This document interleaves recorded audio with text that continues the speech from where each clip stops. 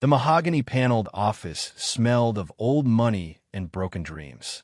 Ethan Calder stared at the red F on his test paper, while students outside whispered that the billionaire son was just another rich failure. His father's ultimatum was brutal.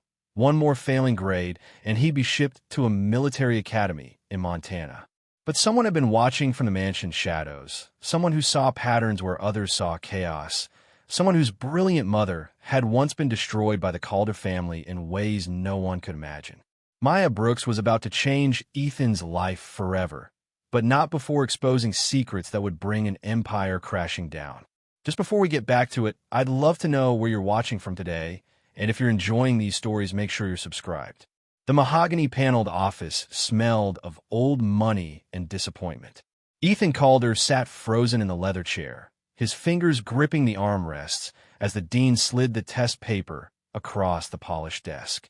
The red F seemed to glow under the afternoon light streaming through the tall windows.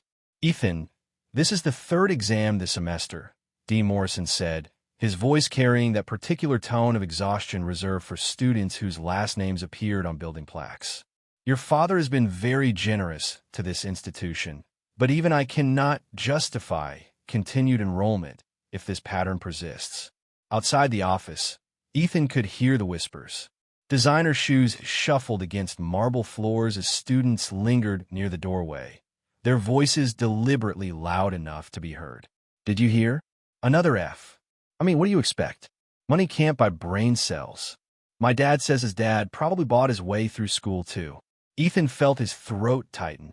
He wanted to tell them they were wrong, that he studied every night until his eyes burned, that he read the same paragraphs over and over until the words became meaningless shapes. But the evidence sat right there on the desk, mocking him with its red ink. "I tried," he whispered, hating how pathetic he sounded. Dean Morrison sighed and leaned back in his chair. "Trying isn't enough at this level, son. Perhaps your father's suggestion about alternative education might be worth considering." The drive home felt endless. Ethan sat in the back of the town car, watching the city blur past, dreading the moment he'd have to walk through the front door. The Calder mansion rose into view like a monument to expectations he could never meet. 40 rooms, 12 bathrooms, a staff of 8, and not a single place where Ethan felt he belonged. He barely made it to his study room before his father appeared. Charles Calder didn't storm in the way other fathers might. He didn't yell or slam doors. That wasn't his style. Instead, he entered with the quiet, controlled fury of a man who'd built an empire through precision and intimidation. He placed the test paper, which he'd somehow already obtained, on Ethan's desk with deliberate care. "This is embarrassing, Ethan." For words. That was all it took. Ethan felt something crack inside his chest. "I studied, Dad. I really did. You just what? You just couldn't be bothered to focus? You just decided that being a Calder means nothing." Charles's voice remained level, which somehow made it worse. "Do you know what people will say? Do you understand that every failure of yours reflects on me, on this family, on everything I've built?" From the doorway, Ethan's 11-year-old sister Ivy watched with wide, frightened eyes. She'd learned long ago to stay silent during these moments, to become invisible when their father's disappointment filled the room. Charles straightened his tie, a gesture Ethan recognized as him regaining composure. "We'll discuss this further at dinner. Your mother and I have decided on consequences." After he left, the room felt suffocating. Ethan slumped in his chair, staring at the test paper. The questions that had seemed impossible during the exam now looked simple, obvious even. Why couldn't he do this? What was wrong with his brain? Down the hall, Anita Brooks continued her work, dusting the picture frames that lined the corridor. She'd been the Calder's maid for nearly 17 years, long enough to recognize the sound of a breaking heart. She'd heard the raised voice, the defeated silence that followed. Her hands moved mechanically across the frames while her mind drifted to her own daughter, Maya, who'd be arriving soon from school. Anita paused at a family portrait from 5 years ago. The Calders smiled their practice smiles, perfect and distant. She thought about her own life, about choices made and paths closed, and wondered if history had a way of repeating itself in houses like this. Maya arrived an hour later, her backpack slung over one shoulder, her school uniform slightly rumpled from the bus ride across town. At 16, she'd inherited her mother's warm brown eyes and quiet dignity, but she carried something else too, a sharpness, an awareness that noticed everything. "Hey, Mom," she called out, dropping her bag in the staff room off the kitchen. "Quiet, baby.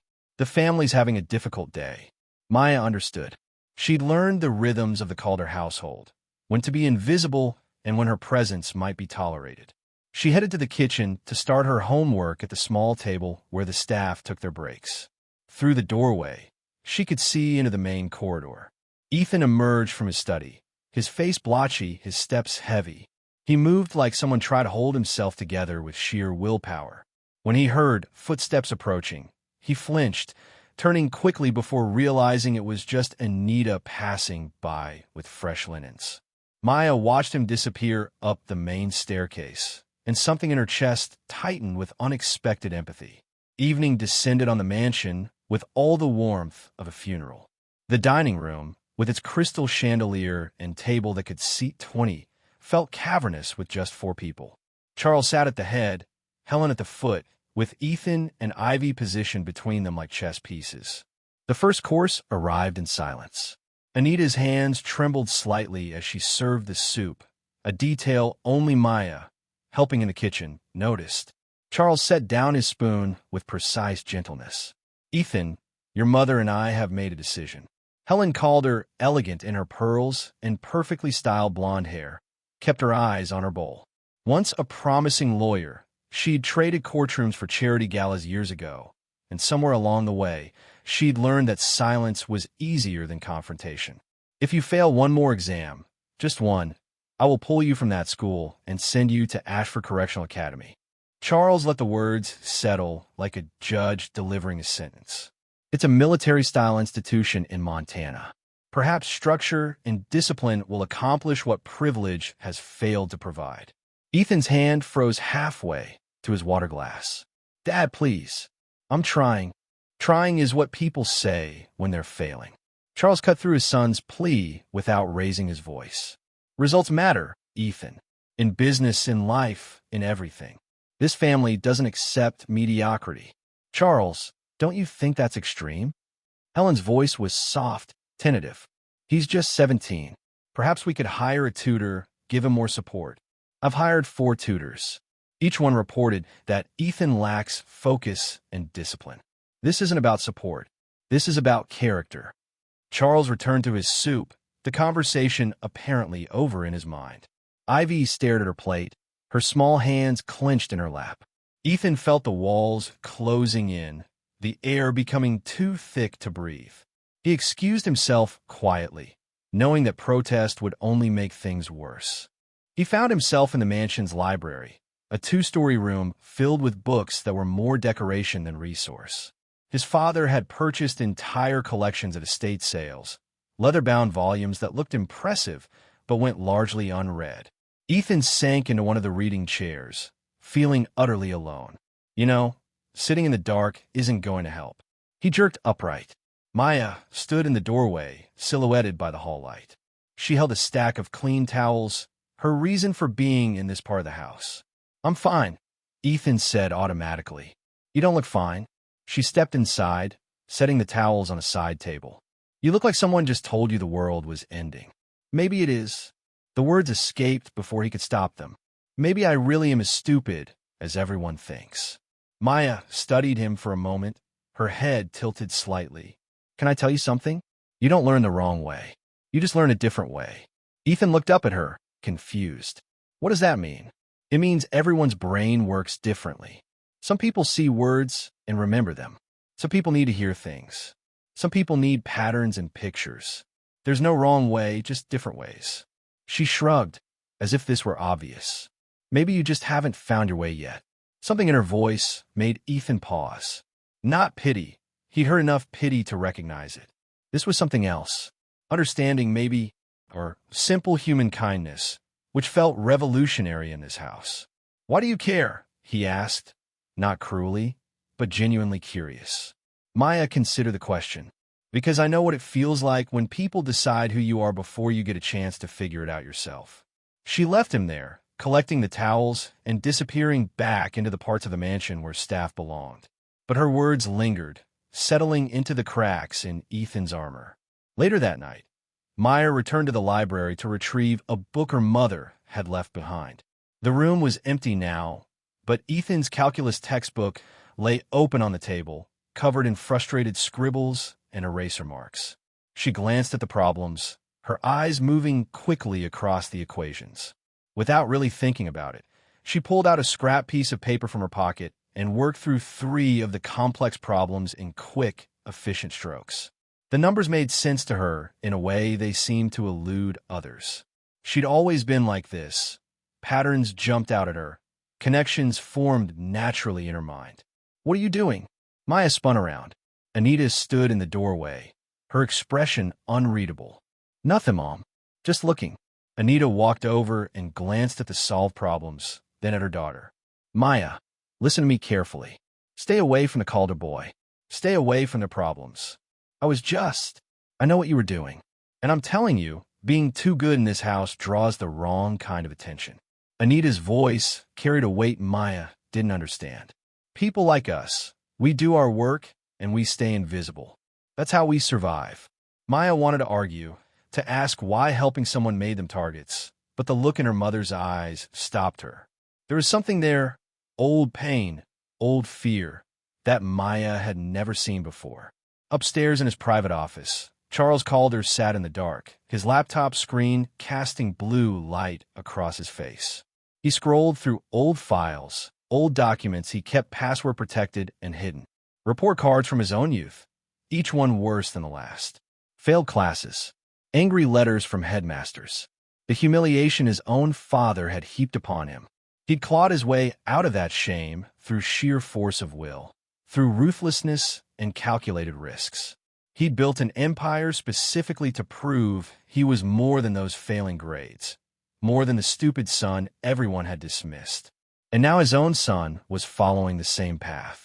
Charles closed the laptop with trembling hands. He wouldn't let it happen. He couldn't.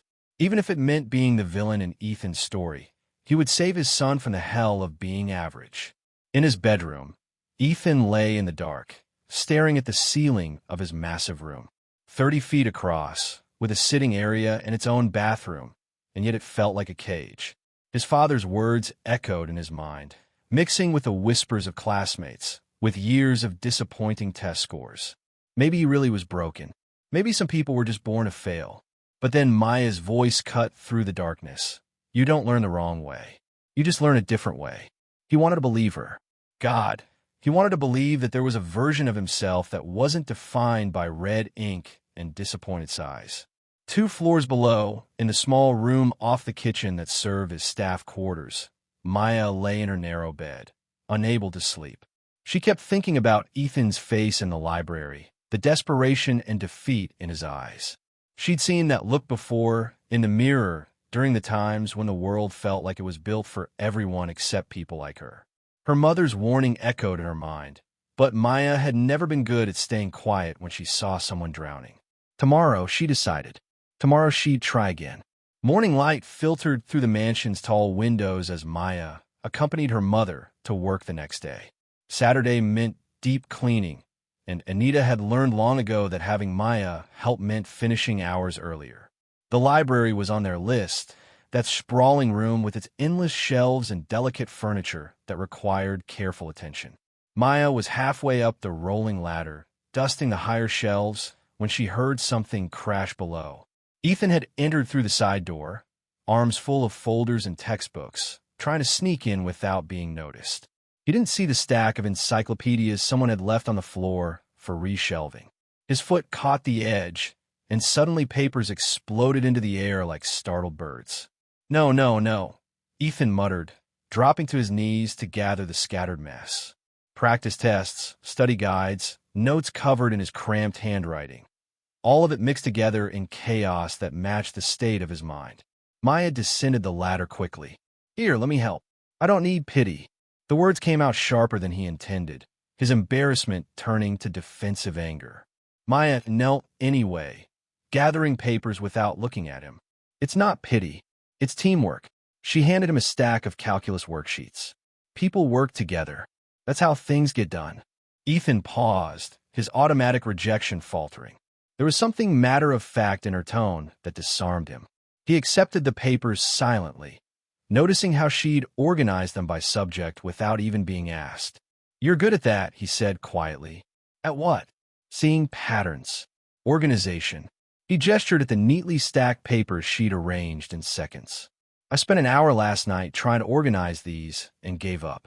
Maya sat back on her heels, studying him. "Can I show you something?" Before he could answer, she pulled out a blank piece of paper from his stack and drew a simple circle. Then she added 4 lines extending from it, creating a shape like a sun. At the end of each line, she drew a different geometric shape: square, triangle, star, pentagon. "What are you doing?" Ethan asked. "Your brain remembers stories and pictures better than random information. Watch." She pointed to each shape. "Square is foundation. That's your basic concepts. Triangle is connection, how ideas link together. Star is importance, key formulas or dates. Pentagon is application, how you use it in problems." She handed him the paper. "Now, when you study, instead of just reading, you turn the information into this map. Give me any topic." The French Revolution." Maya drew quickly. In the center, FR 1789. For lines out. Square, economic crisis, debt from wars. Triangle, estate system, 99% had no power. Star, storming Bastille, July 14th. Pentagon, led to Napoleon, new government. In 30 seconds, you just summarized what took me 3 hours to not remember," Ethan said, staring at the simple diagram. "Because your brain was trying to memorize words. I'm giving it a story with pictures. Your mind holds on to stories." Maya tapped the paper. "Try it. Take any chapter and map it like this."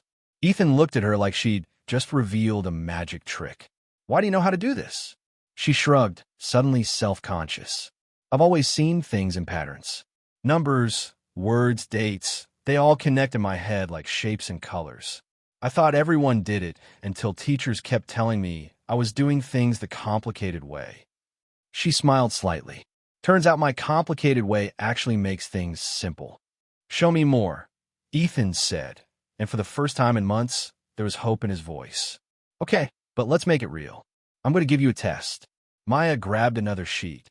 "I'm going to read you 20 random words. You're going to remember them in order using the pattern method. I can barely remember 5 things. Not anymore. Listen. For each word, you're going to attach it to a body movement and a color. Red words you reach up for. Blue words you touch your chest. Green words you tap your leg. Yellow words you touch the ground." "Got it." Ethan nodded, skeptical but willing.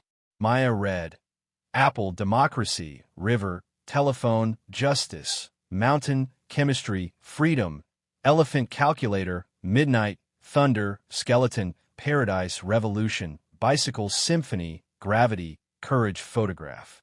She made him stand up.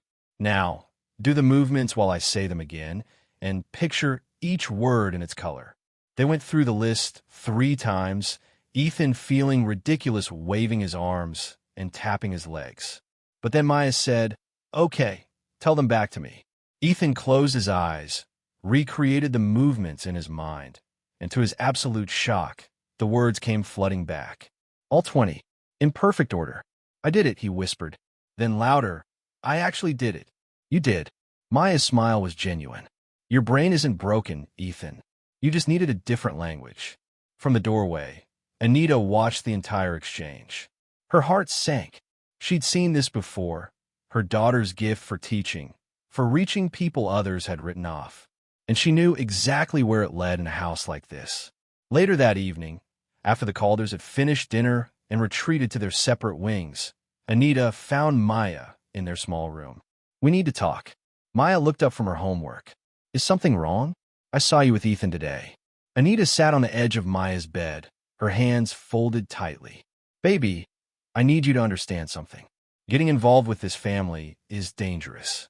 Their problems become your burdens, and you'll never get thanked for carrying them. I was just helping him study, Mom. I know, and that's how it starts. Anita's voice cracked slightly. You're brilliant, Maya. You're going to do amazing things. But not here. Not with them. People like the Calders, they take and take until there's nothing left. And when you have nothing left to give, they throw you away. What happened to you here, Mom? Maya had never asked directly before, but the pain in her mother's voice demanded the question. Anita stood abruptly. Nothing you need to worry about. Just promise me you'll be careful. Promise me you won't let them pull you into their world. Maya wanted to push, to demand the full truth, but her mother's expression stopped her. I promise. But even as she said it, Maya knew the promise was already broken. Monday morning at Ashford Preparatory School, Ethan walked into his literature class with his stomach in knots. Mrs. Patterson had a reputation for cold-calling students, for exposing those who hadn't done the reading. Today's topic, symbolism in The Great Gatsby. Mr. Calder, Mrs. Patterson said, barely 5 minutes into class. Tell us about the significance of the green light. The old Ethan would have frozen, mumbled something vague, and endured the pitying looks from classmates. But this morning, he'd spent an hour with Maya's pattern method, mapping out the chapter in colors and shapes. He stood, his voice steadier than expected. The green light represents unattainable dreams. It's positioned across the bay from Gatsby's mansion, literally out of reach. Green suggests both money and envy, which ties to Gatsby's pursuit of Daisy. The light appears in key moments when Gatsby's longing is strongest, and Fitzgerald places it at the end of the dock, symbolizing how desire exists at the edge of reality. Silence filled the classroom. Mrs. Patterson's eyebrows rose. That's actually quite good, Mr. Calder. Behind him, someone whispered, did he just become smart overnight? Another voice, probably cheating somehow. But Ethan barely heard them. For the first time in his academic life, he'd answered correctly, completely, confidently. The feeling was intoxicating. At lunch, he texted Maya, it worked. Your method actually worked. Her response came quickly. Told you. Your brain just needed the right key. That afternoon, after her own classes ended, Maya met her mother at the mansion. She'd barely set down her backpack when Ethan appeared in the kitchen doorway, practically vibrating with energy. Can we do another session? Please? I have a history quiz tomorrow, and I want to try mapping it. Maya glanced at her mother, who'd gone rigid at the sink. I don't know if. Please, Maya. You don't understand what today felt like. I actually knew things. I could participate. His desperation was palpable. Just one more session. Anita turned off the water, dried her hands slowly. After a long moment, she nodded once, curtly, and left the kitchen. Maya led Ethan to the library, where they spread out his history textbook on a large oak table. The afternoon light slanted through the windows, creating pools of gold across the pages. Okay, show me what you need to learn, Maya said. The entire American Revolution. Timeline, causes, key battles, outcomes. Ethan groaned. It's overwhelming. My brain just sees a wall of dates and names. Then we break down the wall. Start with the big picture. Maya drew a large circle in the center of a blank page. Revolution, 1775 to 1783. Now, for main sections, causes, key events, important people, results. She worked quickly, her pen creating a web of information that transformed dense paragraphs into visual stories. Ethan watched, mesmerized by how she could take chaos and create clarity. Now you try, she said, sliding the textbook toward him. Take the next chapter and map it yourself. He struggled at first, his diagrams clumsy compared to hers. But Maya was patient, guiding him through the process, showing him how to identify what mattered versus what was just filler detail. The test won't ask you everything, she explained. It'll ask for connections and causes. So focus on the why, not just the what. As they worked, something shifted between them. The awkwardness of their different positions in the household. Her mother cleaning his home, him born into wealth she'd never know, faded into the background. Here, in this moment, they were just two teenagers trying to solve a problem. During a break, Ethan leaned back in his chair and said quietly, "Can I tell you something?" "Sure." I'm terrified of disappointing my father. Like, genuinely terrified. Every time I see him, I feel like I'm shrinking, like I'm becoming less of a person with every disappointed look. His voice wavered. Sometimes I think it would be easier if he just didn't care at all. Maya set down her pen, giving him her full attention. My mom raised me alone. My dad left before I was born. For a long time, I was angry about it, feeling abandoned. She paused, choosing her words carefully. But my mom told me something that stuck. The people who hurt us are usually hurt themselves. They pass down their pain without meaning to. Your mom is really wise. She is. She's also really careful about who we trust. Maya's expression grew serious. She had someone betray her once. Someone she helped, who turned around and used her work as their own. It destroyed her future. She never finished college because of it. That's why she's so protective of me now. Ethan felt something cold settle in his stomach. Someone stole her work? Yeah, someone powerful who could get away with it. Maya looked away. She won't talk about it much, but I know it changed her whole life. Made her afraid of standing out. They sat in silence for a moment, both processing different pieces of a puzzle neither fully understood yet. For what it's worth, Ethan finally said, I'm glad you didn't stay invisible. You're saving my life right now. Maya smiled softly. You're saving it yourself. I'm just showing you where the tools are. From a second-floor landing, Charles Calder observed the library below through the decorative railing. He'd come home early from the office, intending to review some contracts in his study, when he noticed lights on in the library at an unusual hour. He watched Ethan lean over a textbook, actually engaged, actually studying. A girl sat across from him. He couldn't see her face clearly from this angle, but her posture suggested focus and competence. Finally, taking responsibility, Charles muttered to himself. He assumed Ethan had hired some tutor from school, some classmate willing to help for the right price. The thought pleased him. Initiative, resourcefulness, these were qualities worth developing. He had no idea the girl teaching his son was the daughter of his maid. He had no idea that 17 years ago, he destroyed her mother's future to build his own. The past, Charles believed, was dead and buried. He had no idea it was about to claw its way back to the surface. Back in the library, Ethan finished mapping out an entire chapter on his own. Maya checked his work, nodding approval. This is good. Really good. You're getting it. Because you're a good teacher. Ethan met her eyes. Thank you, Maya. Seriously, you didn't have to do this. Maybe I did, she said quietly. Maybe we both needed this. Little Ivy appeared in the doorway, her eyes wide with curiosity. She'd been drawn by voices, by the rare sound of her brother laughing. She crept closer, watching as Maya explained something about visual memory using a simple story about a rabbit and 3 foxes. That's so cool. Ivy breathed, making them both jump. Ivy, what are you doing here? Ethan asked. I heard you guys. I wanted to see. She stepped fully into the room, staring at Maya with open admiration. You're better than all my teachers. They just make us memorize stuff without explaining why. Maya smiled at the younger girl. Want to try? Give me something you're learning in school. Ivy practically bounced with excitement. Multiplication tables. I can't remember anything past 6 times 7. For the next 20 minutes, Maya taught Ivy a rhythm-based method for memorization, turning numbers into a song.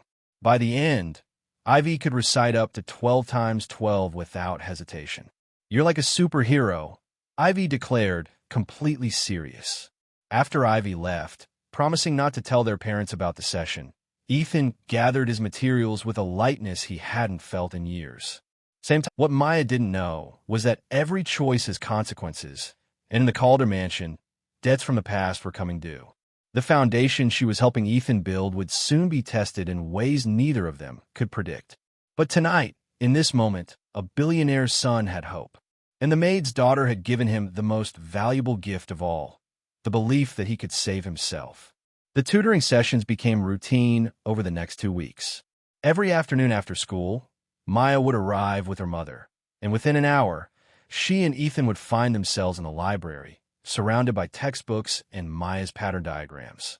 Ethan's confidence grew with each session, his grades climbing from failures to solid passes, then to marks that actually impressed his teachers. On a Wednesday afternoon, they were working through European history when Maya needed an example for explaining trade routes. She stood and scanned the library shelves, looking for an atlas or reference book that might help visualize the concept. Her fingers traced along the spines of old volumes until she found something unexpected wedged between two encyclopedias. It was a leather-bound ledger, the kind used for household accounts, thick with age and dust. "This might work," she muttered, pulling it free. Old records could show. She opened it and froze. The pages were filled with meticulous entries dating back decades. Staff names, positions, salaries, and in some cases additional notes. Maya flipped through, mildly interested, until she reached a section from 17 years ago. There, in faded blue ink, Anita Brooks, household staff, special clearance. The words special clearance were underlined twice. Below it, in different handwriting, someone had added, restricted access to private office. Nadea enforced it. "What's that?" Ethan asked, noticing Maya had gone completely still. She snapped the ledger shut, her heart hammering. "Nothing, just old staff records." But her voice betrayed her confusion. Why would a maid need special clearance? What had her mother been doing in this house that required non-disclosure agreements? That evening, in their small room off the kitchen, Maya waited until her mother finished her shower before confronting her.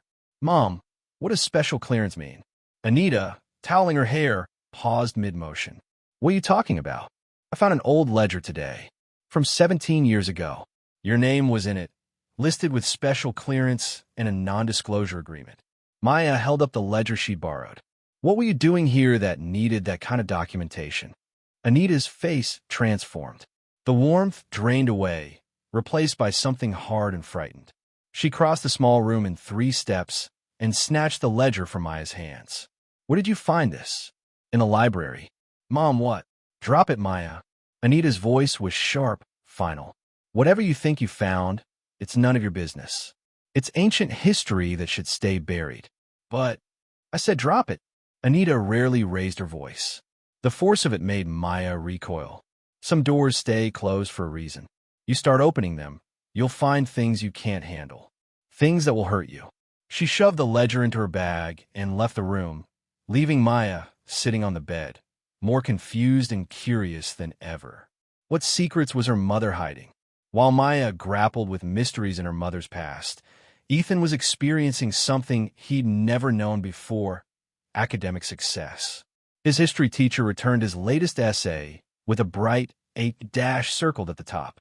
During math class, he saw the complex equation on the board that had stumped 3 other students. The whispers changed.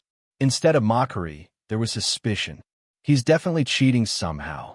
Maybe his dad paid someone to take his tests. There's no way someone goes from F's to A's that fast naturally. But Ethan didn't care about the whispers anymore. For the first time in his life, he understood what he was learning. Maya's techniques had unlocked something in his brain, a way of processing information that actually worked for him. He texted Maya during lunch. "Got an A on my history essay. Your compression method is incredible." Her response came quickly. "That was all you. I just showed you the tools." That afternoon, they met in the library for another session. Maya taught him what she called the compression technique, a more advanced version of her pattern method that allowed him to take entire chapters and compress them into single visual anchors. "Think of it like a photograph," she explained, drawing a simple image of a tree. "This tree represents the entire Revolutionary War. The roots are the causes: taxation, representation, colonial frustration. The trunk is the war itself: battles, key figures, major events. The branches are the outcomes: independence, constitution, new government. One image holds everything." Ethan stared at the simple drawing. "And my brain can actually do this?" "Your brain already does this with things you care about. Think about your favorite movie. You don't memorize every line and scene, but you can tell me the whole plot, right? Because your brain compressed it into a story with key moments." She tapped his textbook. "We're just training your brain to do that with academic content." They spent 2 hours building compression anchors for his upcoming exams. By the end, Ethan could recall entire units using nothing but simple visual triggers. During a water break, they found themselves talking about things beyond studying. "My mom asked me about you yesterday," Maya said, leaning against one of the library shelves. "She wanted to know why I'm spending so much time here." "What did you tell her?" "That I'm helping a friend." Maya smiled slightly. She wasn't thrilled. "She thinks the Calder family is dangerous." Ethan's expression darkened. "Maybe she's right. My father certainly is." "What do you mean?" He hesitated, then said quietly, "My dad didn't become successful by being nice. He crushed competitors, destroyed people's careers, bought and manipulated his way to the top. I've heard things over the years, bits of conversations he thought I wasn't paying attention to. He's not a good man, Maya. He's just a powerful one." Maya thought about the ledger, about her mother's terrified reaction. "Do you think he's ever done something really terrible? Like something illegal?" "Probably. But men like my father don't face consequences. They buy lawyers, silence people, make problems disappear." Ethan looked directly at her. "That's why I need to be different. I need to prove I can succeed without becoming him." Their friendship deepened with each session. Ethan helped Maya carry supplies when Anita's back was hurting. Maya taught him techniques that went beyond academics, how to manage anxiety, how to center himself when panic threatened to overwhelm him. They ate lunch together during study breaks, sharing stories about their completely different lives. Maya told him about riding the bus across town, about her public school with its overcrowded classrooms and outdated textbooks. Ethan told her about the crushing loneliness of a house with 40 rooms, but no warmth. "Sometimes I think you're richer than me," Ethan said one afternoon. "You have your mom. You have each other. All I have is expectations and disappointment." "You have more than that now," Maya said softly. "You have yourself. The real version, not the one your father wants you to be." One evening, as they were packing up their materials, Helen Calder appeared in the library doorway. She moved quietly, elegantly, her presence almost ghost-like in the dimming light. "So you're the reason," Helen said softly, looking at Maya. Both teenagers jumped. Ethan stood quickly. "Mom, we were just studying." "Yes, I can see that." Helen stepped into the room, her eyes studying Maya with an intensity that made the girl uncomfortable. "You're Anita's daughter, aren't you?" "Yes, ma'am," Maya said, her voice carefully neutral. "What's your name?" "Maya Brooks." Helen nodded slowly, as if confirming something. "Ethan has been different lately. More confident, more present. His teachers have been calling with updates, good updates for the first time in years." She looked at her son. "I suspected he'd found help, but I didn't realize it was coming from within our own home." There was no judgment in her voice, only a quiet wonder. "Maya's been tutoring me," Ethan explained. "She has this method of teaching that actually makes sense to me. I can see that." Helen's eyes remained on Maya. "You're clearly gifted. Are you planning to attend college?" Maya shifted uncomfortably. "If I can afford it, yes, ma'am." "You should. A mind like yours shouldn't be wasted." Helen turned to leave, then paused. "Thank you, Maya, for giving me my son back." After she left, Maya and Ethan exchanged glances. "Your mom is nicer than I expected," Maya whispered. "She used to be a lawyer. A good one.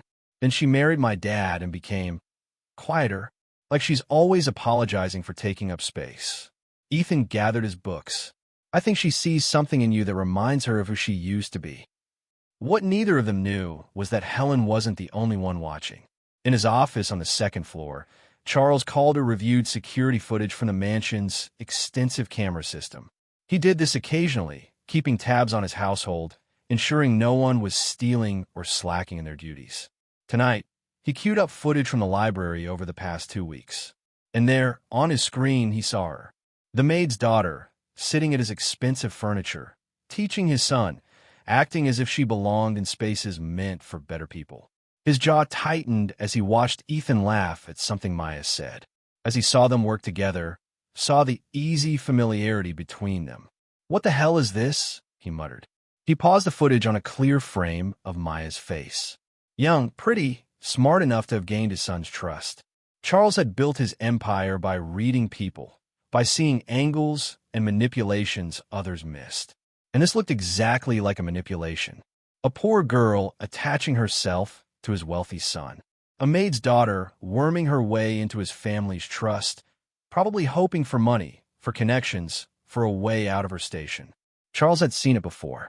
Gold diggers came in all forms. He picked up his phone and dialed his head of security. I need a complete background check on Anita Brooks and her daughter Maya.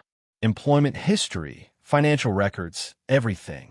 I want to know who these people really are. That night, while Ethan slept soundly for the first time in months, dreaming of academic success and genuine friendship, Maya lay awake in her small room, thinking about the ledger and her mother's terrified reaction. In the kitchen, Anita stood at the sink in the darkness, her hands gripping the edge of the counter so tightly her knuckles went white. She'd known this day would come. She'd known that helping the Calder boy would bring attention, would stir up the past she'd tried so desperately to bury. She moved to the cabinet where she kept her personal belongings and pulled out a small metal box. Inside were documents she'd kept hidden for 17 years. Letters, drafts, proof of work that carried someone else's name. Among them was a letter she'd almost burned a dozen times. It was addressed to her from Charles Calder, written when they were both in their early 20s, before he'd become the monster he was now. The letter was brief, typed on expensive stationery. Your services are no longer required. The thesis has been submitted under my name. The NDA you signed will be enforced. Any attempt to claim credit will result in legal action. Thank you for your discretion. Anita's hands trembled as she held the letter. She'd been top of her class, brilliant and ambitious, working her way through college on scholarships and part-time jobs. Charles had been failing, desperate, from a wealthy family that expected success. He'd hired her to tutor him. Then he'd asked her to help with his thesis. Then he'd taken everything she'd written, everything she'd researched, and submitted it as his own work. That thesis had earned him his degree, had opened doors that led to his first business ventures, had become the foundation of everything he'd built. And Anita had been erased, threatened into silence, destroyed before she'd even had a chance to begin. She pulled out a lighter, flames dancing in the darkness. It would be so easy to burn it all, to make sure Maya never discovered the truth about what the Calders had stolen from them. But something stopped her. Maybe it was seeing Maya's gift for teaching. Maybe it was watching her daughter give Ethan the same help Anita had once given Charles. Except Maya's help was pure, untainted by exploitation. Or maybe Anita was just tired of running from the truth. She put the letter back in the box and hid it in a new location. Not destroyed, but preserved, just in case the past needed to speak one day. The announcement came during Monday morning assembly. The entire junior class would face a comprehensive midterm exam in 2 weeks, covering every subject weighted heavily toward their final grades. For students at Ashford Preparatory, this exam could mean the difference between elite college acceptances and crushing disappointment. For Ethan, it meant something even more terrifying. This was his father's deadline. One more failure, and he'd be sent to that military academy in Montana. This exam would determine everything. You're ready, Maya told him that afternoon in the library. But her voice carried less certainty than usual. What if I'm not? What if I panic during the test and forget everything? Ethan's hands shook as he flipped through his study materials. Maya, this isn't just any exam. This is my entire future. Then we work harder. We have 2 weeks. That's enough time to reinforce everything. She pulled out a fresh stack of paper. We're going to create a master compression anchor for every single subject.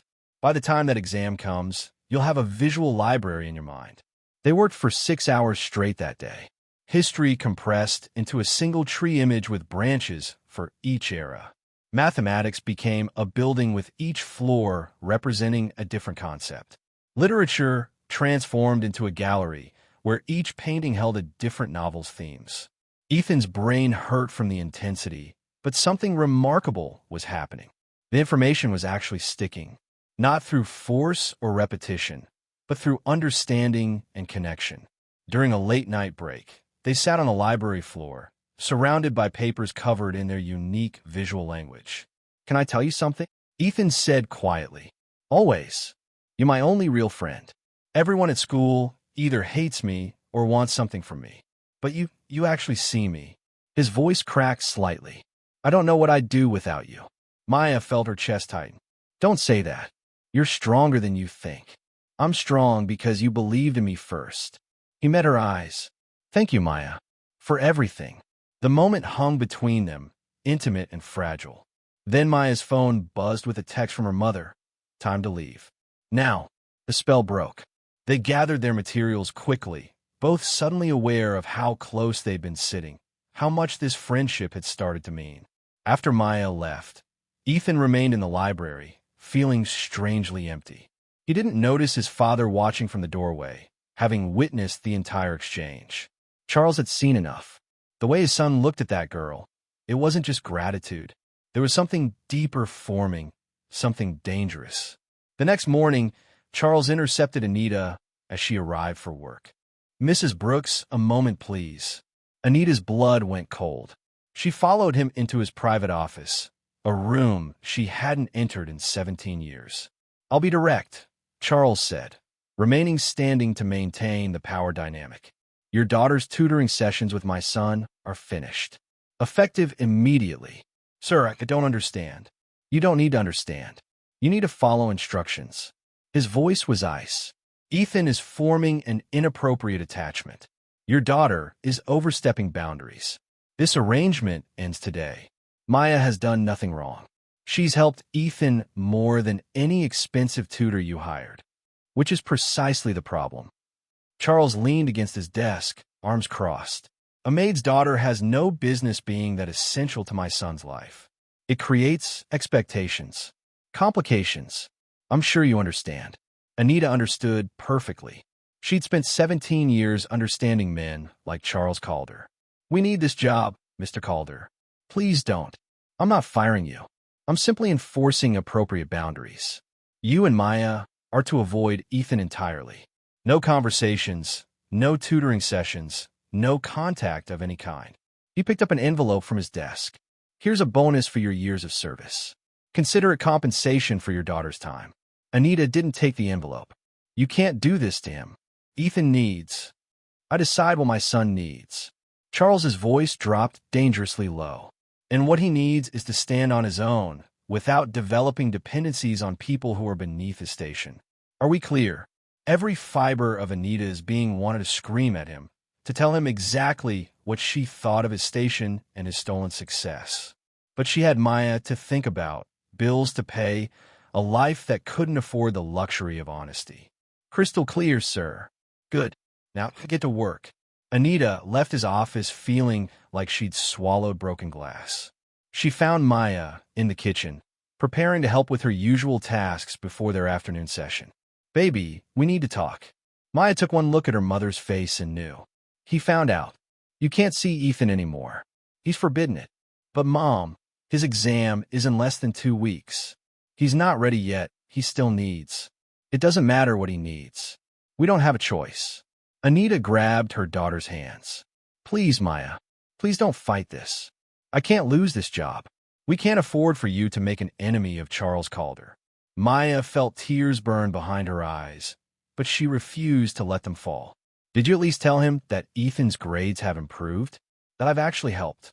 He doesn't care about that. Men like him only care about control. Anita's voice softened. I'm sorry, baby. I really am. They left the mansion that afternoon without saying goodbye to Ethan. Maya's phone buzzed repeatedly with his texts, but she couldn't bring herself to respond. What could she possibly say? When Ethan came home from school and found the library empty, he checked his phone. No response from Maya. He went to find Anita, but the other staff members said she'd left early. Then his father appeared. Looking for someone? Where's Maya? The maid's daughter won't be teaching you anymore. I've put a stop to that inappropriate arrangement. Charles spoke as if discussing nothing more significant than changing the gardening schedule. What? No. Dad, you can't. I can and I have. That girl was creating an unhealthy dependency. You need to learn to succeed independently. She was helping me succeed. For the first time in my life, I was actually learning. Ethan's voice rose, desperation making him bold. Why would you take that away from me? Because I protect this family from manipulation. That girl saw an opportunity and took advantage of your vulnerability. It ends now. That's not true. Maya never asked for anything. She helped me because Ethan's voice cracked. Because she's a better person than you'll ever be. Charles's expression hardened. Go to your room. We'll discuss your attitude later. I'm not a child you can send away. Then stop acting like one. Charles turned toward his office. The tutoring sessions are over. You'll take your exam like everyone else, on your own merit or not at all. Ethan stood in the hallway, feeling his world collapse. The exam was 13 days away. Maya had given him tools, but he wasn't confident enough to use them alone yet. They'd planned more sessions, deeper reinforcement practice tests. Without her, he'd drown. That night, Ethan didn't sleep.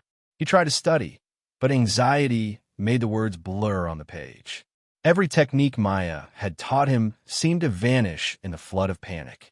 He was back to being that failing student, the disappointment, the stupid billionaire's son who couldn't do anything right.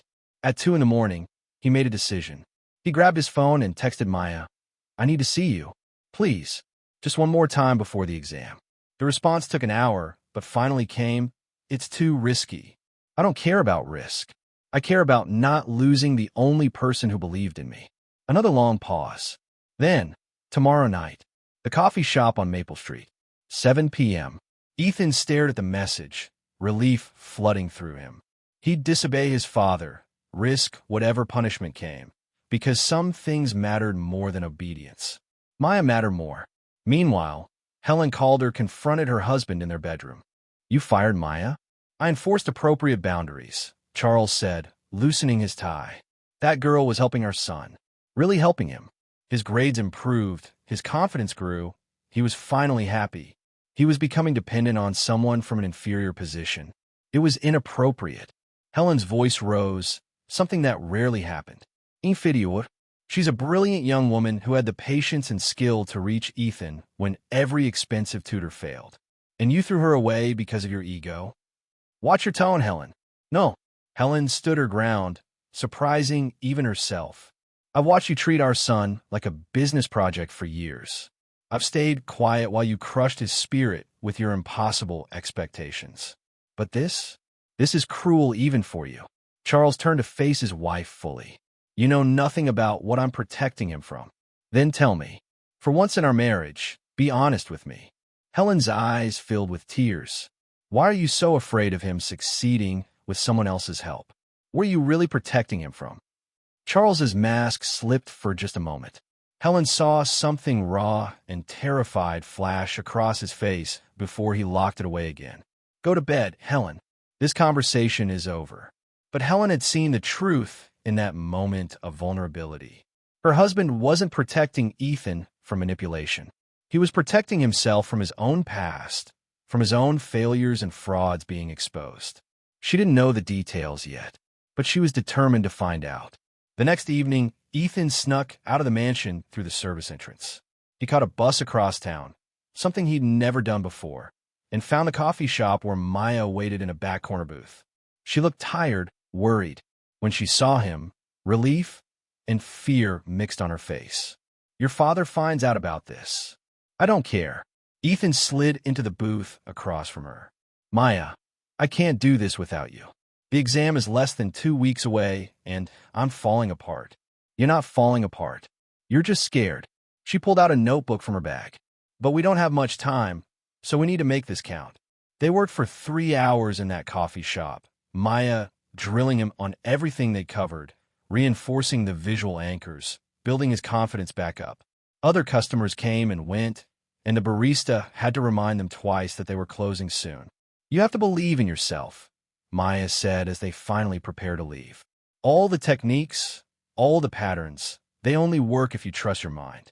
The exam isn't just about knowing the material. It's about knowing you can handle it." "How do I do that?" "You stop fighting against yourself. You stop believing you're broken. You look at that test paper and remember," she tapped his chest gently, "you've already done the hard part. You've already changed. The exam is just proof of what you already know." As they stood outside the coffee shop, reality pressing back in, Ethan said quietly, "If I pass this exam, it's because of you. If you pass, it's because you finally believe in yourself." Maya smiled, though her eyes were sad. "Good luck, Ethan." I really mean that. She walked away into the evening, and Ethan watched until she disappeared around a corner. He felt stronger than when he'd arrived, but also heartbroken in a way he couldn't quite name. Back at home, he found his father waiting in his study. "Where were you?" Ethan met his father's eyes without flinching. "Getting ready to pass my exam. Without your help, without your control, without your permission." For the first time in his life, Ethan Calder didn't apologize for existing. And Charles saw something in his son's eyes that genuinely surprised him. Determination. Real, unbreakable determination. The kind Charles himself had possessed once, before power had made him comfortable. "The exam is in 12 days, Charles said quietly. "I hope you're ready." "So do I," Ethan replied and walked to his room. In the darkness of his bedroom, he opened his notebook to the master compression anchors Maya had helped him create. He closed his eyes and saw them clearly. The tree of history, the building of mathematics, the gallery of literature. She'd given him more than study techniques. She'd given him a way to see himself differently. Now he just had to prove she hadn't wasted her faith in him. 12 days until everything changed. The morning of the midterm exam arrived gray and cold. Ethan woke at 5, his stomach churning with anxiety. He'd barely slept, his mind cycling through every visual anchor Maya had taught him, every pattern and compression technique they developed together. In the bathroom mirror, his reflection looked older somehow. The boy who'd sat in Dean Morrison's office months ago, defeated and broken, had been replaced by someone harder, more determined. But underneath that determination lived a terror that wouldn't go away. What if he failed anyway? What if Maya's techniques only worked with her there to guide him? What if he really was just stupid, and these past weeks had been nothing but a temporary illusion? He dressed in his school uniform, each button feeling like a countdown. Downstairs, the mansion was quiet except for the kitchen staff preparing breakfast. His father had already left for an early meeting. Helen sat alone in the dining room, sipping coffee and reading the newspaper. "Good morning, sweetheart," she said softly when Ethan entered. "Big day." "Yeah." He couldn't manage more than that. Helen set down her cup and studied her son. "Ethan, whatever happens today, I want you to know something. You've already succeeded. The change in you these past weeks, the confidence, the dedication, the person you're becoming, that matters more than any grade. Try telling Dad that." "I have. Many times." She smiled sadly. "He doesn't listen to me. But maybe today, you'll show him what I already see, that you're stronger than he ever gave you credit for." Ethan wanted to believe her, but the weight of expectation pressed down on his chest, making it hard to breathe. The exam hall at Ashford Preparatory had been transformed. Desks arranged in perfect rows, each student separated by 4 feet of space to prevent cheating. Proctors positioned at strategic points, watching for any suspicious movement. The atmosphere felt like a prison. Ethan took his assigned seat near the middle of the room. Around him, classmates whispered last-minute review notes, flipped through study guides, looked confident or terrified in equal measure. He closed his eyes and tried to remember Maya's voice from their last session. "The mind wants stories, not pressure. Trust what you've built." The exam proctor, a stern woman named Mrs. Davenport, began distributing the test booklets face down. The rustle of paper sounded impossibly loud in the tense silence. "You have 4 hours," Mrs. Davenport announced. "No talking, no phones, no leaving except for emergency bathroom breaks with escort. When I say begin, you may turn over your exam. Good luck." Ethan's hands shook as he placed them flat on the desk, waiting. His heart hammered so hard he was certain everyone could hear it. "Begin." He flipped the booklet open and immediately felt his vision narrow. The first question stared up at him about the American Civil War, asking for causes, key battles, and long-term consequences. 3 months ago, this would have sent him into a spiral of panic. But Maya's tree appeared in his mind, roots representing causes, trunk for the war itself, branches showing outcomes. He closed his eyes for just a moment, seeing the image clearly, then opened them and began to write. The words flowed. Not perfectly, not without effort, but they came. He moved through the history section, then into mathematics. When the first algebra problem appeared, he saw Maya's building in his mind. Each floor a different concept, each room a specific formula. He worked through the problem systematically, checking his work twice before moving on. Halfway through the exam, something remarkable happened. Ethan entered what Maya had called the flow state, that mental space where thinking becomes automatic, where knowledge and intuition merge into seamless understanding. His anxiety didn't disappear, but it transformed into focused energy. He wasn't fighting the test anymore. He was having conversation with it. Questions about literature brought up his mental gallery, each painting holding themes and symbols from the novels they'd studied. Science questions triggered the periodic table he'd memorized using Maya's color-coding system. Even the essay section, usually his worst nightmare, felt manageable when he approached it as telling a story rather than proving his intelligence. Teachers walking between the rows noticed something unusual. Ethan Calder wasn't frozen in panic. He wasn't staring at the ceiling or chewing his pen in frustration. He was working, truly working, with a focus they'd never seen from him before. Mr. Harrison, his math teacher, paused near Ethan's desk and glanced at the work visible on his page. The equations were solved correctly, efficiently. He raised an eyebrow and moved on, making a mental note to watch this student more carefully. The improvement was either miraculous or suspicious, and Mr. Harrison had learned to be skeptical of miracles. 3.5 hours in, Ethan reached the final page. His hand cramped from writing. His back ached from hunching over the desk, but his mind felt clearer than it had in years. He reviewed his answers methodically, catching a few small errors and correcting them. With 15 minutes remaining, he set down his pen and allowed himself to breathe. He'd done it. Not perfectly, probably not brilliantly, but competently, thoroughly. He'd finished the entire exam with time to spare, and more importantly, he'd understood what he was doing. For the first time in his academic life, Ethan hadn't just memorized answers. He'd comprehended the questions. When Mrs. Davenport called time, Ethan closed his exam booklet and exhaled slowly. Around him, students groaned or smiled or looked shell-shocked. He simply sat still, letting the accomplishment wash over him. He'd done it without his father's money, without his family name, without anything except the tools Maya had given him and his own determination to use them. At the Brooks' small apartment across town, Maya paced the worn carpet of their living room, unable to concentrate on anything. She tried reading, tried homework, tried helping her mother with chores, but her mind kept drifting back to Ethan sitting in that exam hall. "Baby, you're going to wear a hole in that floor," Anita said from the kitchen doorway. "What if he panics?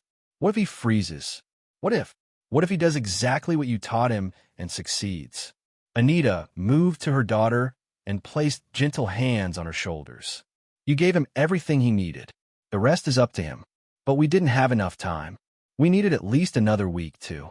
"Maya," Anita's voice was firm but loving. "You can't control this. You can't take the test for him. At some point, you have to trust that what you built together is strong enough to stand on its own." Maya sank onto their second-hand couch, pulling her knees to her chest. "I just really want him to succeed, Mom. He deserves to succeed. I know he does." Anita sat beside her daughter. "And I think you care about him more than you're admitting." Maya's cheeks flushed. "He's my friend. He's more than that. And you know it. That's what scares me." Anita's expression grew serious. "That boy lives in a different world, Maya. Even if his heart is good, even if he cares about you too, his father will never allow it. Men like Charles Calder don't let their children marry down. Who said anything about marriage? We're just friends who look at each other like the sun rises and sets in each other's eyes." Anita smiled sadly. "I've been watching, baby. I know what I see." Maya couldn't argue because her mother was right. Somewhere between teaching visual anchors and late-night study sessions, something had shifted. Ethan had become more than a project, more than someone she was helping. He'd become someone whose happiness mattered to her own. Her phone buzzed with a text. Maya lunged for it, heart racing. It was from Ethan. "I didn't just remember. I understood. Thank you." Maya read the message 3 times, trying not to cry from relief and pride, and something deeper she wasn't ready to name. She typed back, "I knew you could do it," but she wanted to say so much more. That same afternoon, Dean Morrison's office received a call from Mr. Harrison. I need to flag something about the midterm exam. What's the issue? Morrison asked, already dreading another cheating scandal. Ethan Calder finished early and appears to have done exceptionally well. Given his academic history, I'm concerned we should verify the integrity of his test. Morrison leaned back in his chair, conflicted. On one hand, students did sometimes show dramatic improvement. On the other hand, the Calder name came with complications. If Ethan had somehow cheated and they didn't catch it, the school's reputation would suffer. But if they accused him falsely, Charles Calder would make their lives miserable. What do you suggest? A second exam, unannounced, covering the same material but different questions. If his improvement is legitimate, he should be able to replicate the performance. Morrison hesitated, then nodded. Contact Charles Calder. Tell him we want to verify his son's growth by administering a follow-up assessment. Frame it as an opportunity for Ethan to prove his progress. Charles received the call at his office downtown. He listened to Dean Morrison's carefully worded explanation, heard the suspicion underneath the polite language, and felt a surge of dark satisfaction. Perfect. This would expose whatever fraud his son had been attempting. Test him as hard as you want, Charles said coldly. If my son has actually learned something, he should be able to demonstrate it consistently. And if he's been cheating, he left the threat unspoken. That evening, Ethan returned home exhausted but hopeful. He found his father waiting in the foyer, arms crossed, expression unreadable. How did it go? Charles asked. Good. Really good, actually. The school called. They want to test you again. Harder. Next week. Ethan's stomach dropped. What? What? Because your sudden improvement looks suspicious. Because people assume you cheated. Charles studied his son's reaction carefully. They're giving you a chance to prove your performance was legitimate. You should be grateful. I didn't cheat, Dad. I studied. I actually learned the material. Then you have nothing to worry about. Charles turned toward his office, then paused. But Ethan, if I find out you've been dishonest, if I discover you've embarrassed this family with some scheme, the consequences will be severe. Do you understand? I understand that you still don't believe in me. Ethan's voice was steady despite the anger burning in his chest. Even when I do well, you assume the worst. Charles didn't respond, simply walked away, leaving Ethan standing alone in the cavernous foyer. That night, Helen found Ethan in the library, staring at his textbooks with a mixture of determination and despair. Your father told me about the second exam. Of course he did. Ethan didn't look up. Helen sat beside him, her presence a rare comfort. Can I tell you something about your father? Something I've never told you before. Does it explain why he's such a nightmare? Maybe. Helen took a breath. Charles failed out of 2 schools before he got his degree. His own father humiliated him publicly, called him stupid and worthless in front of their entire family. Charles spent years proving everyone wrong, building his empire specifically to show he was more than those failures. Ethan finally looked at his mother. So he became successful. Why does that make him treat me like garbage? Because seeing you struggle reminds him of his own pain.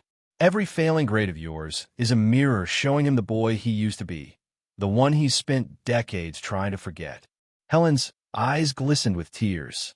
He pushes you so hard because he's terrified you'll experience the same humiliation he did. But in trying to save you from that pain, he's inflicting a different kind. That doesn't make it okay. No, it doesn't. But explains it. Helen took her son's hand. The fear that made him cruel is the same fear that lives in you. The fear of not being enough. But you're breaking that cycle, Ethan. You're learning that failure isn't fatal and asking for help isn't weakness. That makes you stronger than your father ever was. Ethan felt tears sting his eyes. I just want him to be proud of me. Just once. I know, sweetheart. And maybe someday he will be. But until then, you need to be proud of yourself. Because I already am. They sat together in the quiet library, mother and son, both prisoners of Charles Calder's empire in different ways, both searching for freedom they weren't sure how to claim. The second exam was scheduled for Friday morning, giving Ethan 5 days to prepare. He threw himself into review with desperate intensity, recreating every visual anchor, practicing every compression technique Maya had taught him. But this time, he had to do it completely alone. Maya couldn't risk another secret meeting, and Ethan knew better than to push it. So he studied in isolation, trusting that the foundation they'd built together was solid enough to hold. On Wednesday evening, Charles summoned Ethan to his office. The room felt oppressive, dark wood paneling, expensive artwork that projected power rather than beauty, floor-to-ceiling windows overlooking the city Charles had conquered. "Sit," Charles commanded, gesturing to the chair across from his massive desk. Ethan sat, keeping his spine straight, refusing to show fear. Charles threw a folder onto the desk between them. Ethan's midterm exam, already graded. The score at the top, 87%. "Explain this sudden miracle," Charles said, his voice dangerously quiet. "In detail. I studied, really studied, used new techniques that actually work for me." "What techniques?" "Visual learning, pattern recognition, compression anchors." Ethan met his father's gaze steadily. "Methods that match how my brain actually processes information instead of forcing me to memorize like everyone else." "And who taught you these methods?" The question hung in the air like a blade. Ethan knew exactly where this was going. "Does it matter? I learned them. I used them. I succeeded." Charles leaned forward, eyes hard. "The maid's daughter brainwashed you, didn't she? Filled your head with tricks and shortcuts while attaching herself to you like a parasite. Maya helped me learn how to learn. That's not brainwashing, that's teaching." Ethan's voice rose despite his attempts to stay calm. "Something none of your expensive tutors could do, because they didn't actually care whether I understood. They just wanted their paychecks. That girl saw an opportunity and exploited your weakness. She manipulated you into thinking you needed her. She believed in me when you didn't." Ethan stood abruptly, the chair scraping against the hardwood floor. "You fired her for helping me succeed, because you can't stand the idea that someone you consider beneath us is better than you. It's something that matters." Charles's expression turned to ice. "Watch your tone." "No, I'm done watching my tone, watching my words, watching myself fail just to avoid disappointing you." Ethan's hand shook, but his voice stayed strong. "Maya gave me something you never could. Hope. And you destroyed that because of your ego and your fear. Your little friend and her mother are gone. I made sure of it." The words hit Ethan like a physical blow. "What did you do?" "I terminated Anita Brooks's employment. As of this morning, neither she nor her daughter are permitted on Calder property. They've been compensated generously, of course. I'm not a monster." "Yes, you are." Ethan's voice dropped to a whisper. "You absolutely are." He turned and walked out of the office, ignoring his father's command to return. His mind reeled with the revelation. Maya and Anita were fired. Because of him. Because he'd been too weak to protect them from his father's cruelty. He pulled out his phone and called Maya. It went straight to voicemail. He tried 3 more times with the same result. Finally, he sent a text. "I'm so sorry. I'll fix this. I promise." Across town, Maya sat on her bed, phone clutched in her hand, tears streaming down her face. Her mother had just told her they'd been fired, that Charles Calder had given them 2 weeks to vacate their apartment because it was owned by his corporation and reserved for current staff only. "It's not your fault," Anita said, sitting beside her daughter. "I knew this would happen. Men like Charles Calder always destroy what threatens them. But we didn't threaten anything. I just helped Ethan study." "You threatened his control. You showed his son that he could succeed without Charles's methods, without Charles's approval. That's unforgivable to someone like him." Anita's voice hardened in a way Maya had never heard before. "And I think it's time you knew the whole truth." She retrieved the metal box from its hiding place and opened it on the bed between them. Letters, documents, drafts covered in red corrections, and notes. 17 years ago, I was top of my class at university. Brilliant grades, scholarship student, on track to graduate with highest honors. Anita pulled out a particular document, a thesis proposal covered in her handwriting. Charles Calder was in several of my classes. Rich, entitled, and failing miserably. Maya listened, hardly breathing. He hired me to tutor him. I was desperate for money, so I agreed. Then he asked me to help him with his senior thesis. Help turned into collaboration. Collaboration turned into me writing the entire paper while he took credit. Anita's hands trembled. When I confronted him, threatened to tell the university, he had his father's lawyers draw up a non-disclosure agreement. Sign it and receive payment, or refuse and face legal action. I couldn't afford to fight. Mom! Maya's voice broke. I signed, took the money, watched him submit my work as his own. That thesis earned him his degree, opened doors to his first investments, became the foundation of everything he built. Anita looked at her daughter with eyes full of old pain. Charles Calder stole my future, and now history is repeating itself with you and his son. Maya stared at the documents, understanding flooding through her like ice water. That's why you warned me. Why you wanted me to stay away. Because these people destroy what they touch. They take what they want and leave nothing but wreckage behind. Anita wiped her eyes. But you're stronger than I was. You kept evidence, kept dates, kept proof. And now we have a choice. What choice? We can walk away, take whatever settlement Charles offers, and disappear from their lives. Or, Anita held up the original thesis drafts. We can show the world what he really is. Maya's phone buzzed with another message from Ethan. She looked at it, then at her mother, then at the documents spread across the bed. What do you want to do, Mom? Anita was quiet for a long moment. I want you to decide. This is your future now, not just mine. Whatever you choose, I'll support you. Maya thought about Ethan, his desperation, his determination, his fundamental decency, trapped inside a family that was slowly killing his spirit. She thought about how he defended her to his father, how he'd risked everything to learn from her. And she thought about justice, not revenge, but the simple truth finally being spoken.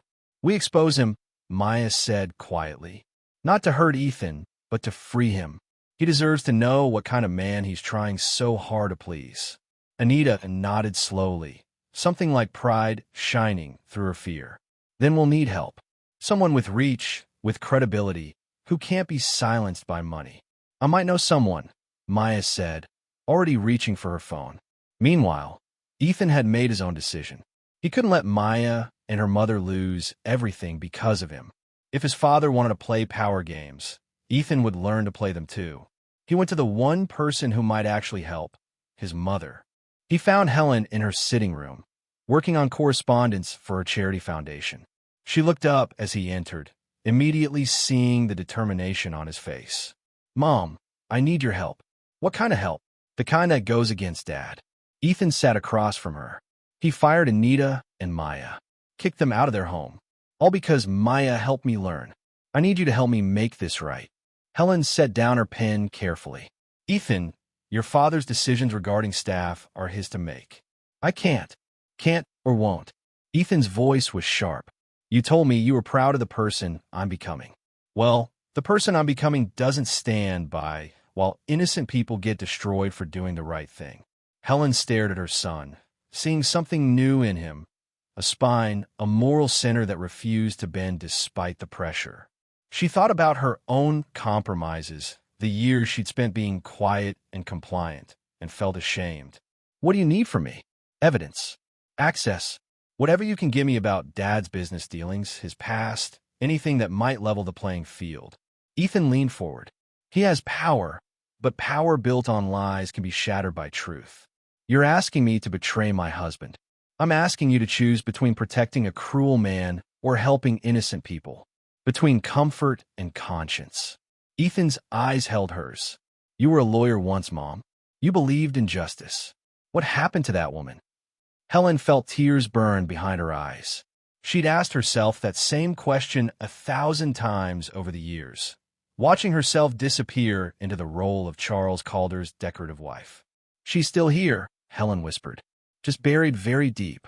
She stood and moved to her private desk, unlocking a drawer with a key she wore on a chain around her neck.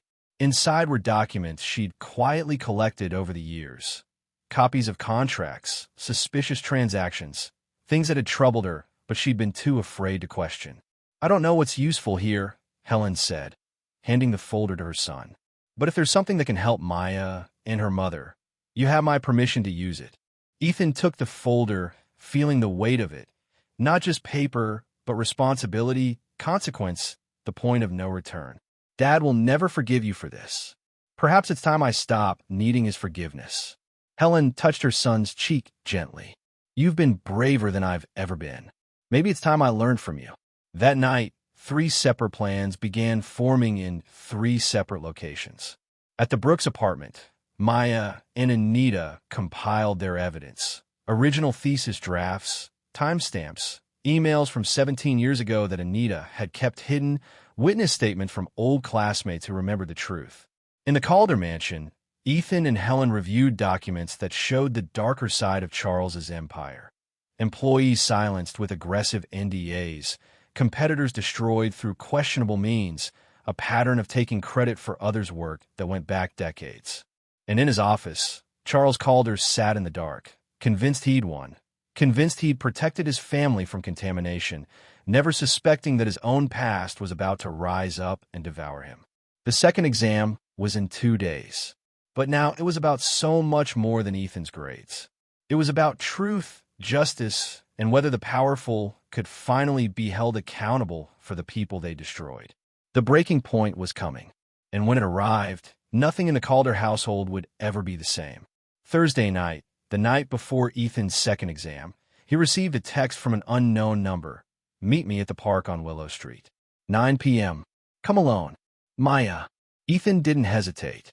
He slipped out through the service entrance, the same route he'd used weeks ago, and took the bus across town. The park was nearly empty, just a few late-night joggers and dog walkers. Maya sat on a bench under a streetlight, her mother beside her. When Ethan approached, Maya stood.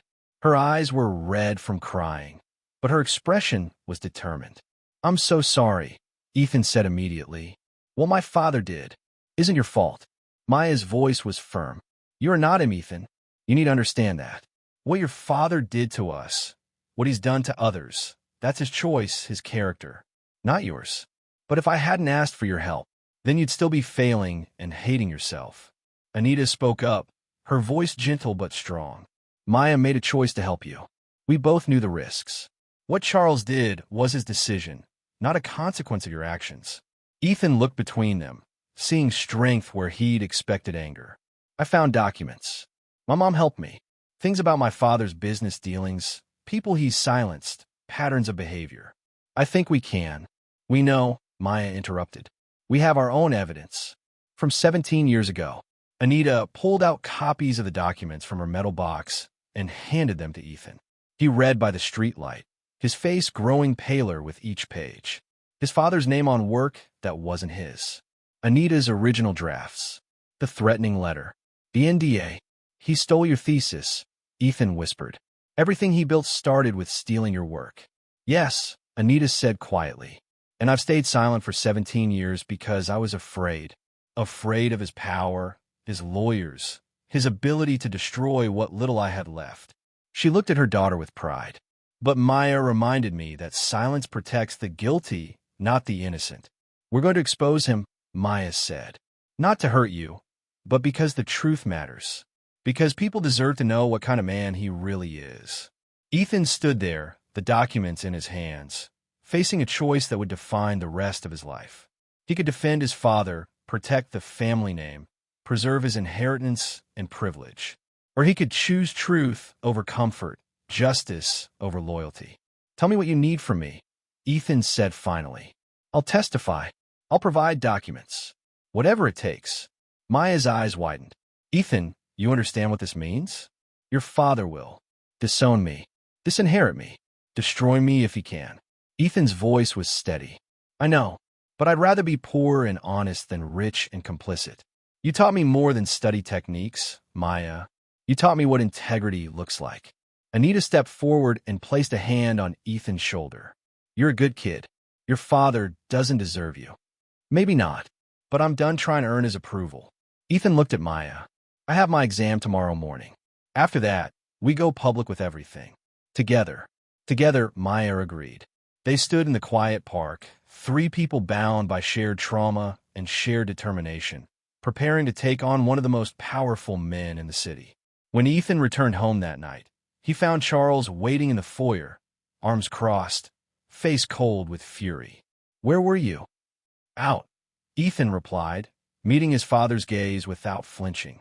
"You met with that girl again, after I explicitly forbade it. You don't control who I see or who I trust."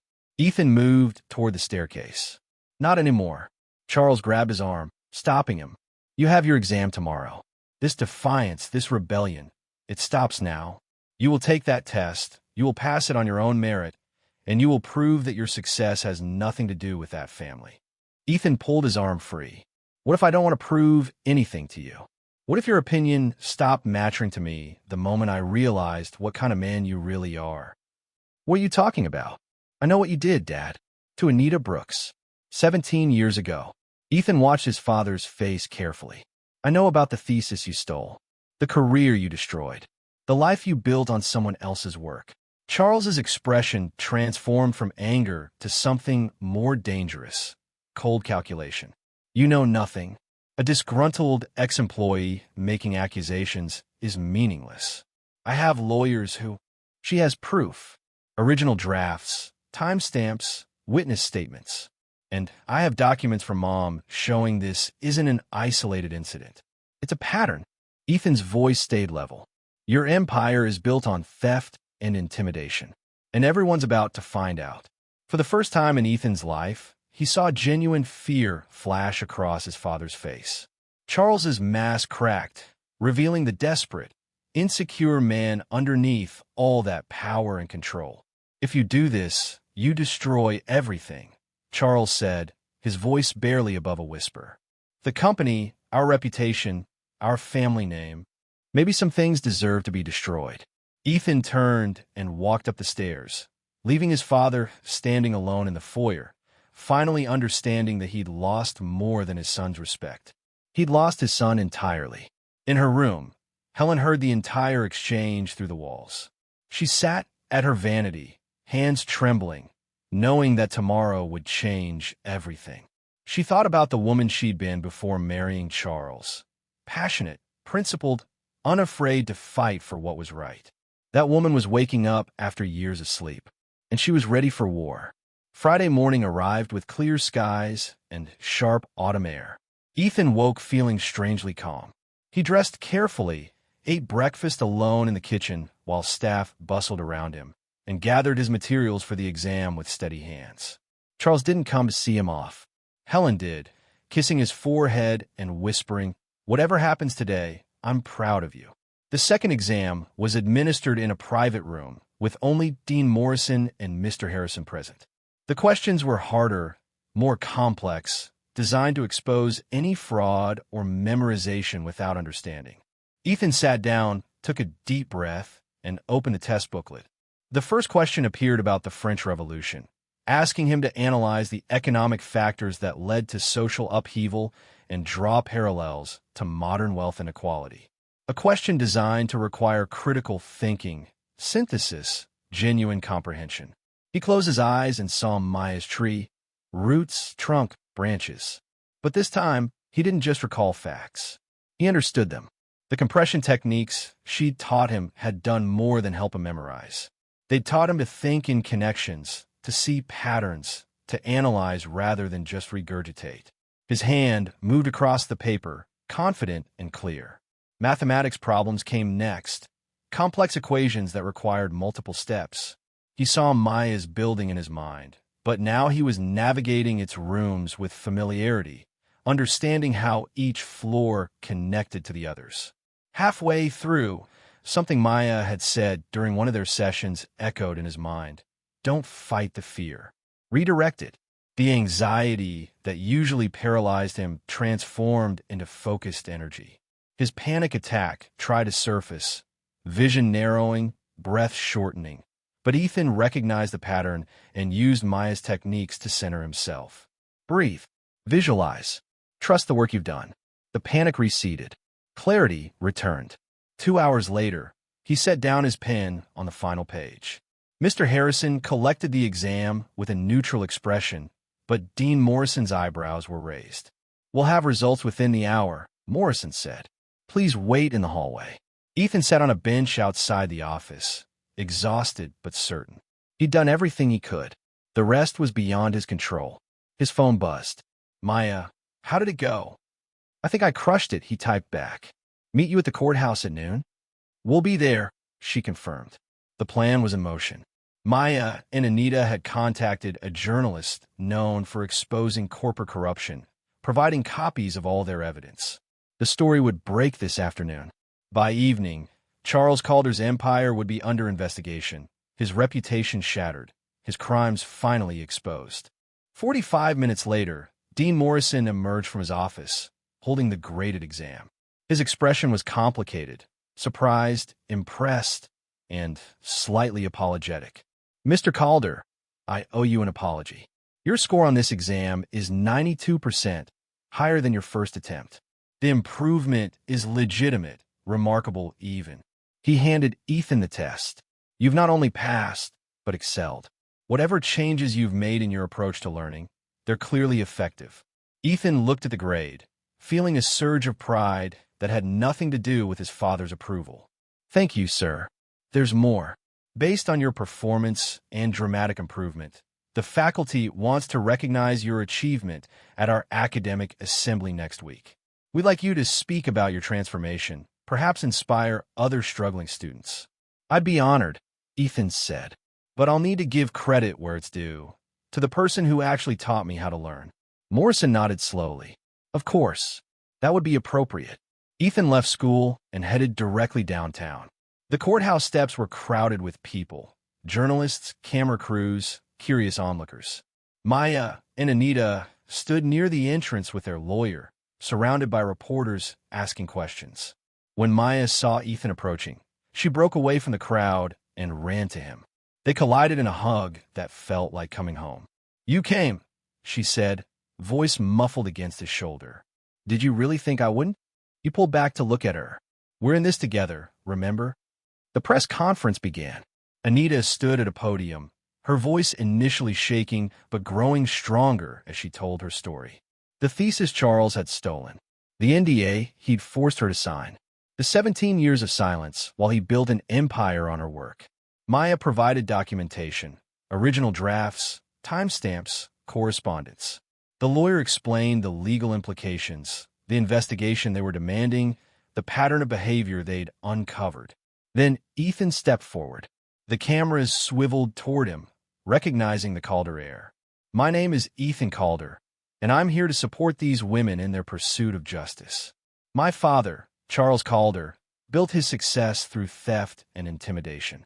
I have documents provided by my mother, Helen Calder, showing this behavior extends far beyond this single incident. It's time the truth was told, regardless of the consequences to my family's reputation." The crowd erupted with questions. Cameras flashed. Reporters shouted his name. But Ethan stood steady, Maya beside him, Anita on his other side. 3 people united against a man who thought power made him untouchable. That evening, the story broke on every major news outlet. "Billionaire's empire built on stolen work," read the headlines. Charles Calder's face appeared on screens across the city, his carefully constructed image crumbling in real time. At the mansion, Charles sat in his office, watching his world implode. His phone rang constantly, board members, lawyers, business partners all demanding answers. He ignored them all, staring at the television where his son stood beside the woman he'd tried to erase, telling truths Charles had paid millions to bury. Helen appeared in the doorway, dressed for travel, suitcases behind her. "I'm leaving," she said simply, "taking Ivy with me. She doesn't need to see what happens next." "Helen, we can fix this. My lawyers will. Your lawyers can't fix the fact that you're a fraud, that our entire life was built on lies." She looked at him with something close to pity. "I wasted years enabling you, being complicit through my silence. But Ethan showed me it's never too late to choose differently. Where will you go? Away from you. That's all that matters." She turned to leave, then paused. "For what it's worth, I did love you once. But the man I loved never actually existed. He was just another one of your thefts." She left, taking their daughter, leaving Charles alone in his mansion of 40 rooms, surrounded by everything he'd stolen and nothing he'd earned. 2 weeks later, Ashford Preparatory held its academic assembly. Ethan stood at the podium, looking out at hundreds of students, teachers, and parents. His father wasn't there. Charles was meeting with federal investigators, his company under audit, his reputation destroyed. But Maya was there, sitting in the front row with Anita beside her. Helen and Ivy sat nearby, building new lives separate from Charles's shadow. "My name is Ethan Calder," he began, "and until a few months ago, I was failing. Every test, every exam, every attempt to learn felt impossible. I thought I was broken, stupid, destined to disappoint everyone, including myself." He paused, looking directly at Maya. "Then someone taught me that there's no wrong way to learn, just different ways. Someone showed me that asking for help isn't weakness, it's wisdom. Someone believed in me when I didn't believe in myself." He smiled. That person was Maya Brooks, daughter of Anita Brooks, one of the most brilliant teachers I've ever known. And I'm only standing here today because she had the courage to see past our differences and the patience to help me discover my own potential. The auditorium erupted in applause. The school board, moved by the story and seeking positive publicity after the Calder scandal, announced a full scholarship for Maya, 4 years, all expenses paid, at any university she chose. Maya stood, tears streaming down her face, as the assembly gave her a standing ovation. Anita wrapped her in a hug, both of them crying and laughing simultaneously. After the ceremony, Ethan and Maya stood outside on the school's front steps, watching the sunset paint the sky in shades of orange and gold. "So what happens now?" Maya asked. "I don't know," Ethan admitted. "My trust fund is frozen pending the investigation. The mansion will probably be seized. I might actually have to get a regular job." He laughed. "Turns out being broke and honest feels better than being rich and miserable." "You're not alone, you know," Maya said softly. "Whatever comes next, we face it together." "Together," Ethan agreed.